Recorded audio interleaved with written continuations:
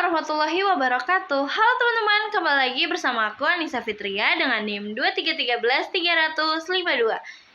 Nah, di sini aku mau ngajak teman-teman nih buat kenalan sama Thor, biar nulis berita nggak asal-asalan.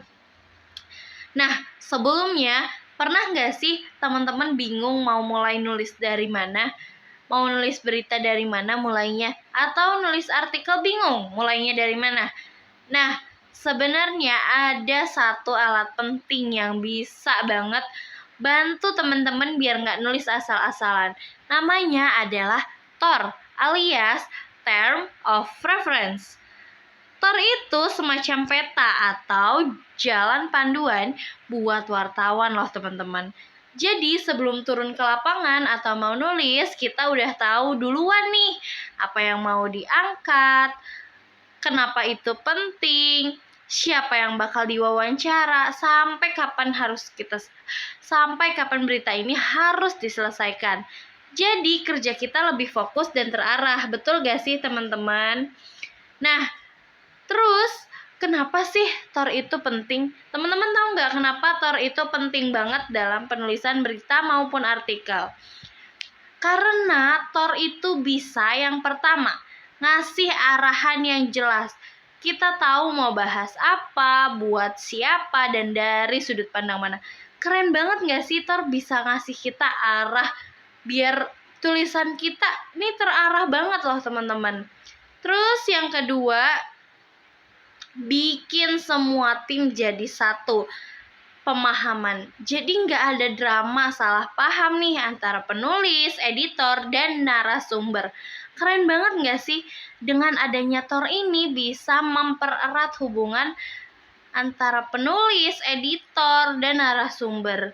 Keren ya, bisa bikin ketiganya itu jadi satu pemahaman gitu. Terus yang ketiga ada hemat waktu dan tenaga. Karena udah ada rencana dari awal, jadi nggak perlu bolak-balik buat mikir ulang deh. Rencana apa yang mau dibikin, harus nulis apa, topiknya apa, temanya apa, siapa yang harus diwawancara, siapa yang harus ditanya-tanya. Kan enak banget ya kalau udah ada TOR.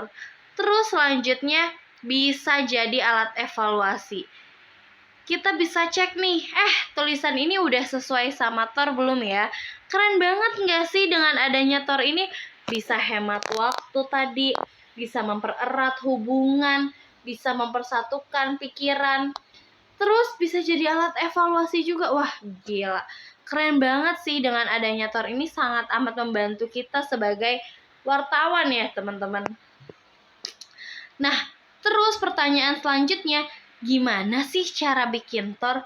Tenang, gampang banget kok yang perlu dipersiapkan buat bikin TOR. Yang pertama yaitu ada topik.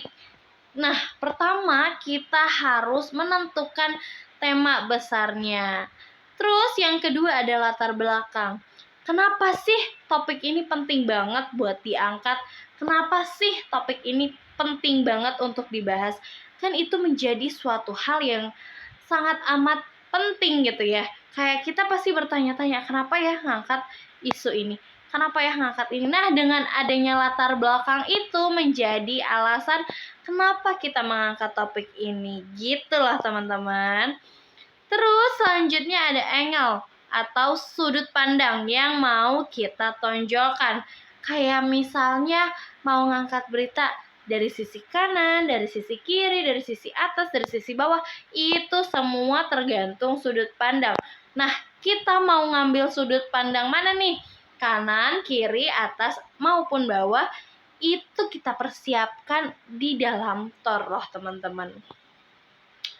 Terus ada juga narasumber. Nah, siapa aja yang bisa ngasih kita informasi? Kayak misalnya lagi ada kecelakaan. Tentunya kita perlu menanyakan kepada saksi mata. Terus kalau semisal kita mau wawancara tentang acara gitu, suatu acara, misal acara 17-an, yang perlu kita wawancara siapa? Pak RT. Terus kedua, warga. Banyak ya teman-teman kayak gitu. Terus abis ada narasumber tentunya ada pertanyaan. siapin daftar pertanyaan buat kita wawancara nanti. Nah, selanjutnya ada data dan dokumen. Kumpulin dulu nih bahan-bahan, bacaan, atau juga referensi. Biar nanti kita nulis gampang. Oh, ini referensinya dari ini. Oh, ini bahannya dari sini gitu, teman-teman. Jadi tinggal nulis aja deh, karena udah dapet referensinya dari mana. Terus selanjutnya observasi. Kalau perlu, kita harus turun ke lapangan langsung, teman-teman. Bukan kalau perlu sih, sebenarnya turun ke lapangan langsung ini penting banget ya, karena biar kita selaku penulis berita gitu ya, kita tahu keadaan secara langsungnya gimana. Dan foto dan grafis.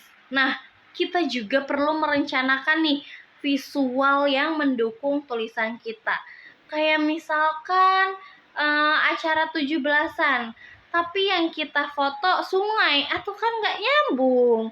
Maka dari itu kita juga harus foto nih acara 17-an yang sedang berlangsung. Terus yang terakhir ada deadline. Tentuin kapan harus selesai biar nggak molor. Kayak misalnya, oh ini berita harus di-up besok nih. Berarti kita harus bikin hari ini biar nggak dinanti-nanti. Akhirnya apa? Keteteran, dan akhirnya apa? Nggak dikerjain. Nah, segitu aja yang bisa aku jelasin tentang Thor. Jadi kesimpulannya ini adalah Thor itu ibaratnya maps buat wartawan biar nggak nyasar dan bisa nyampe tujuan dengan tepat waktu. Jadi teman-teman, yuk biasain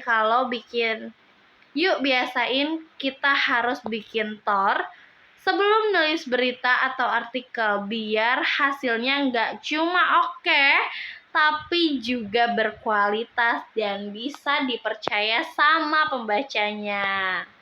Gitu deh teman-teman. Oke, mungkin itu aja yang dapat aku sampaikan. Kurang lebihnya mohon maaf. Wabillahi taufiq wal hidayah. Wassalamualaikum warahmatullahi wabarakatuh. See you in the next video, teman-teman.